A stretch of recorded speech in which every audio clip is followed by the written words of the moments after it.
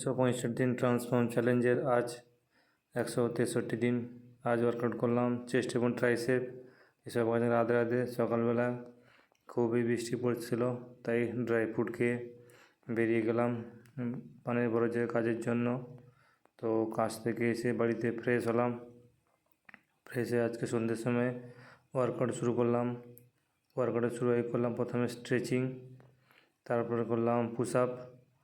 প্রথমে normal push up, তারপরে wide grip push up, তারপরে হিন্দু পুশ আপ, তারপর করলাম ইনক্লাইন পুশ আপ, তারপর ডায়মন্ড পুশ আপ, প্রত্যেকটি 20 রিপিটেশন। তারপর চেস্ট ফ্লাই 3টি সেট, চেস্ট প্রেস 3টি set, narrow grip chest press 3টি সেট, ওভারহেড চেস্ট এক্সটেনশন 3টি সেট, তারপর ট্রাইসেপ ডিপস, তারপর কিক ব্যাক, তারপর ওভারহেড ট্রাইসেপ এক্সটেনশন, প্রত্যেকটি 3টি করে সেট। তো শেষে স্ট্রেচিং করে আজকের ওয়ার্কআউট শেষ করলাম। তো আবার কাল দেখা হবে। তো বাই বাই।